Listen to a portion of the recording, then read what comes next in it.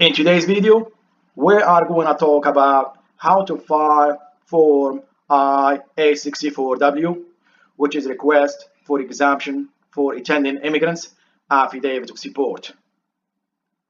If you are new to this channel, my name is Liman and I make videos for a family-based immigration. If you watch my videos very carefully, you will make your immigration journey less stressful. If you are new to this channel, please subscribe, share, hit notification bell, and give us a big like so YouTube can share the video with more people.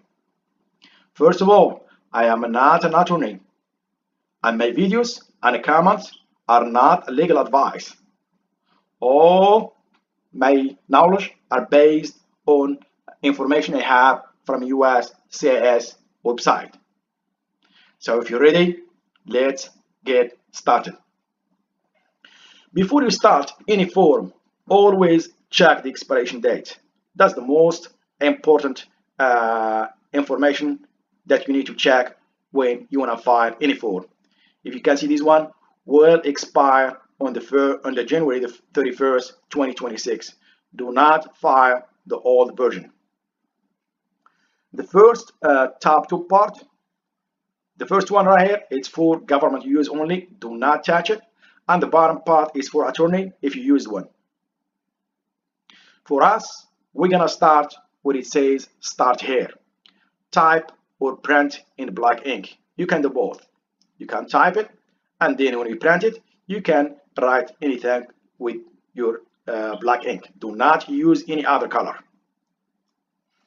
Now let's go to part one. Information about you or your adopted child, attending immigrant. This is the most confusing part of this form, I-864W, because a lot of people right here put the name of requester as petitioner. That's wrong. Why? I'm going to show you why. We're going to go to tips for filing I-864W. This is from USCIS website. Who completes this form? The attending immigrant completes and signs this form in black ink. If the attending immigrant is younger than 14 years of age, the U.S. citizen parent may complete and sign the form. A guardian may sign the form for individual he is under guardianship. So it's clear. Who's gonna file this form is the attending immigrant, not the petitioner. We know, a lot of people get confused because I-864 it's for petitioner, but I-864W is not for a petitioner. It's for attending immigrant. So now let's go back. Let's read this right here. As the person completing form I-864W, you are the attending immigrant. They tell you right here. This means that you are requesting to become a lawful permanent resident of the U.S. by either applying for immigrant visa to come to U.S. or for adjustment of status. You can file this form for both. If you are doing adjustment of status within the United States or you're doing consular processing. So let's go to our form. Family name is going to be a family name of attending immigrant, which is, in this case, is Baker. Given name is going to be the given name of attending immigrant, which is Adam, that's a child. And the middle name, he does not have one, N.A. In care of name, this attending immigrant is not doing adjustment of status, is doing consular processing. It's still in a foreign country. In this example, is in Morocco. Mailing address, in care of name, Baker Adam. Street number and name is 100. Hay El Masira, that's street number and name. City or town is Kenifra. Province is Kenifra. Postal code is 54,000 and the country is Morocco. Now let's go to 3. Is your current mailing address the same as your physical address? Is yes. If you answered no, provide it in item number 3. So this one will be blank. So it will be grayed out because you checked yes. So now we're gonna go to other information. Date of birth, as you can see, this child is 01/01/2020. City or town of birth, Kenifra. State or province of birth is Kenifra. Country of birth is Morocco. This child does not have alien number, and he does not have US line account, and 11 US Social Security number is required. This is what makes everybody confusing, because they will say, why, if you are doing it for this child, is not a US citizen, but they are asking here for a US Social Security. But you got to remember, if you go to instruction right here, you must use Form I-864W instead of the Form I-864 or Form I-864 Easy with your application for an immigrant visa or adjustment of status if any of the following applies. So first one, you have earned or can receive credit of 40 quarters of coverage under the Social Security Act. If you have 40 quarters of SSA coverage, you are exempt from the requirement to file Form I-64 or Form I-64 Easy. You can acquire 40 qualifying quarters in the following ways. This is first one, working in the United States for 40 quarters in which you receive the minimum income established by the Social Security Administration. It's almost more than 10 years to get 40 quarters. Or by being credited under the Immigration and National Act section with quarters worked by your spouse during the marriage or a parent during the time you were 18 of age, or a combination of above, both the two. This is what get confusing. That's why here, Social Security. If you are in this category, if you select this category right here, means you have a Social Security for the attendant immigrant. But in this case, we are doing a child, which is number 2. The attendant immigrant is a child who will become a U.S. citizen upon the entry United States. Some children becomes a U.S. citizen immediately upon admission to United States or adjustment of status to that of allow for permanent residence. I know a lot of people that have a green card holder and they file a petition for their child while they were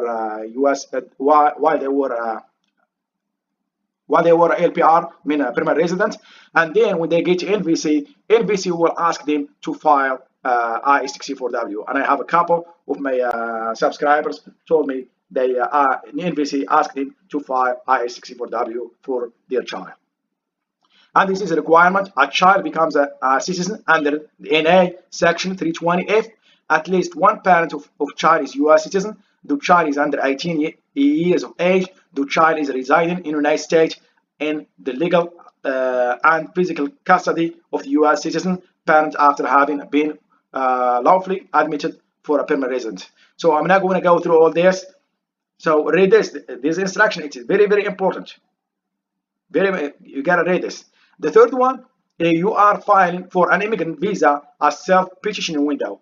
If you are filing a self-petitioning window using Form I-360 petitioner for Asian window or special immigrant, you are exempt from Form I-64 requirement of your Form I-360 is approved and you are applying for a lawful permanent resident.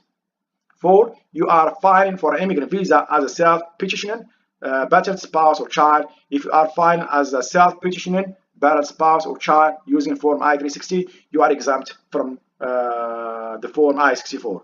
So this is 4 categories right here. If you are not in these 4 categories, you are not exempt from filing I-64. As you know, Form I-64, it's a contract between the petitioner and or the immigrant. That you can become a public charge once you come to the United States. So that's the reason why they require I-864. So now we're gonna go right here. We check that now where we are right here. So I'm sorry, I got messed up right here. Right here. Social Security. I'm sorry. I already explained that some of attendant immigrant has a Social Security number. So we have 4 categories. So one of them has the top one, the first category has U.S. Social Security number. That's why they say it's required. But if you don't, if attendant immigrant does not have it, put right here none or leave it blank. Part 2, reason for exemption. This right here, this. Just we talked about them just in the instruction. This is actually the form. I am exempt from filing Form I-864 Affidavit to support under Section 213 of NA because I have, this is for intended immigrant, not the petitioner, because a lot of people get this confused with the petitioner. It has nothing to do with the petitioner. This is for intended immigrant. So I have earned or can be credited within 4 requires credit of coverage. We already talked about it. So in this case, we're gonna do 1B. I am under 18 years of age and married, immigrating as the child of U.S. citizen, and will automatically become a U.S. citizen under the Child Citizenship Act of 2000 upon my admission to the United States. And we have 1C and 1D. But for us, it's 1B. You're gonna check one that apply for you. We go part 3, requesters, intended immigrants, contract statement, contract information, declaration, certification, and signature. Read the penalties section of the form I-64W instruction before completing this part. So since we are doing this, filing this form for a child, for a minor child is under 14 of age, if we go to instructions, right here. So part 2, we didn't talk about part 2 right here. You must check the most appropriate reason explaining why you do not have to file form I-64. Part 3 question. This is the most important part as well. You must sign and date the form. If you are over 14 years of age, you must sign the form. So if the intended immigrant is more than 14 years of age, you must sign the form. Now, a lot of people, they say under 18, you cannot sign it. But in this case, if you are over 14 years of age, you must sign the form.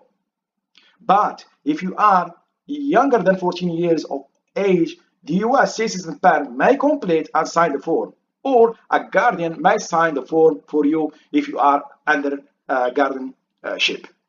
So I hope this one is clear. So this form, it's been filed by a petitioner for his or her son, for a child. It was here I can read, understand English, and I have read and understand every question and instruction on this request and may answer to every question. This is the petitioner or the parent of the child. If you use interpreter, you're gonna use part 4. If somebody filed this form for you, you can, at my request, the prepared name, you're gonna put the prepared name right here, and then you're gonna complete part 4. If you use interpreter, you're gonna complete part 4. So request contact information. I usually request daytime telephone number. This is a Moroccan telephone number, and the requester mobile telephone number, and requester email address. I usually, put the petitioner because he will have the information about this form. So now let's request a signature. The signature must be signed with a black ink. Do not initial it or update it. As I said, for this case, what we did right now is a child under the 14 years of age. The petitioner or the parent of the child must sign this form, not the child. If the child is above 14 years old, the child must sign this form. I hope I'm clear in this one. It is very simple. Just go to the instruction right here. Who must sign the form and date the form? There is two cases right here.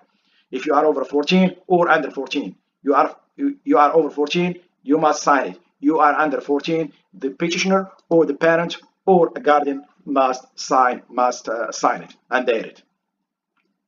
So part 4, we did not use any interpreter. Part 5, we did not use any prepare. So, and part 5, we're still talking here about the prepare. So we did not use any prepare. So in case, just I want to talk about this for both prepare and interpreter.